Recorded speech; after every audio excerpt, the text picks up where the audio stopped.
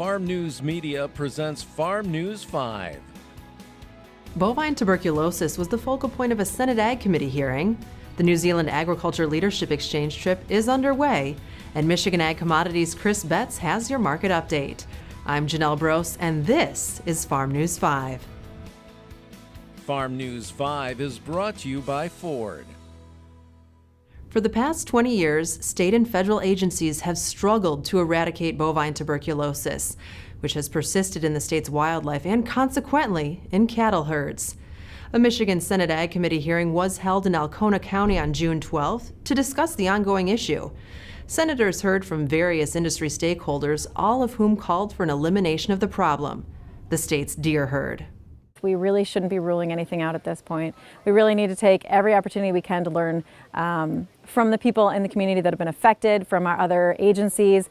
Basically, anyone who really has been impacted by this disease, we really need to see what we can do for it. Jeremy Worth owns Butterworth Dairy Farm LLC near Alpena, and he welcomed the Senate Ag Committee to his farm after the hearing. Worth has experienced the devastation this disease can cause firsthand. In April 2015, his 650 head Jersey herd, of which they milked 300 plus, tested positive for TB. A lengthy process ensued, which culminated in the decision to depopulate. It was just before Christmas 2016 when Worth received new cows, this time Holsteins, and 2 days later they began to milk again. To Jeremy, there's no doubt what has to be done to eradicate TB. In order to get rid of the disease, you have to destroy the disease. There have been states, for example Minnesota, where they clearly wiped out the entire deer herd.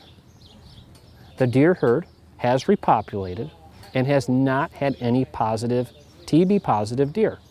That is the solution. Is that the solution that our DNR is willing to tackle? I don't know. Michigan Farm Bureau bovine TB policy supports the aggressive use of management tools to limit transmission of the disease in zones where the disease is found. You can catch the full story in Monday's edition of the Michigan Farm News e-newsletter.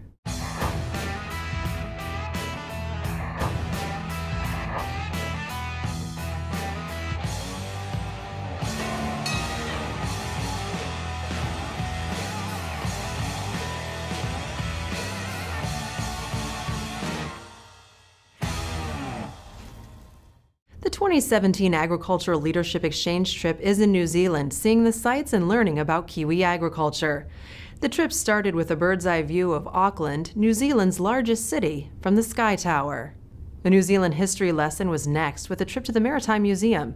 The Kiwis' first passion is yachting, and New Zealand is in the finals of the America's Cup this weekend. From there, the group visited the Fonterra World Headquarters and their tent at the New Zealand Field Days. We are owned by 10,500 New Zealand farmers and we are the largest exporter of dairy products in the world.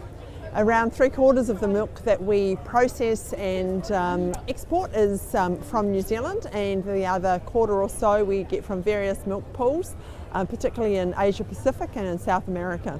Feiner says New Zealand exports 95% of what they manufacture, with its largest markets being China and the Middle East. We will have more from the New Zealand Agriculture Exchange trip on next week's Farm News 5. The Michigan Soybean Promotion Committee is devoted to investing soybean farmer checkoff dollars to address grower concerns. We focus our efforts on production research, market development, and outreach. Learn more at michigansoybean.org. Michigan Farm Bureau recognized Steve Poindexter earlier this week for his dedication to Michigan agriculture. During his 37 years with Michigan State University Extension, Poindexter was at the helm of MSU Wheat 2000 and the Soybean Advancement Program. Over that time, wheat producers set record-breaking yields and sugar beet yields nearly doubled. MFB President Carl Bednarski presented Poindexter with a plaque during Thursday's retirement party, citing his leadership and service to improving Michigan agriculture. Michigan Ag Commodities' Chris Betts joins me now with our market update. Thanks, Janelle. Storm systems made their way across the Midwest this week, which has capped trade. However, moisture deficits still remain a concern. Trendline yields are still possible for corn and soybeans, but will likely require ideal conditions in July-August. This, combined with a large net short position held by non-commercial funds, has bulls feeling that another bounce is due as funds cover shorts to price in a weather premium. Funds are also carrying a large short in wheat, but big carryout numbers are keeping prices largely depressed. Protein levels in the West are a real concern as early harvest seems to be marginally meeting Kansas City specs. Significant market carry has many farmers looking to hold wheat at harvest. Traders don't have much to go on outside of weather forecasts. The next shakeup should be the June 30th USDA acreage report, which includes planted and harvested acre projections. For more information, go to michag.com. With Michigan Agricultural Commodities, I'm Chris Betts.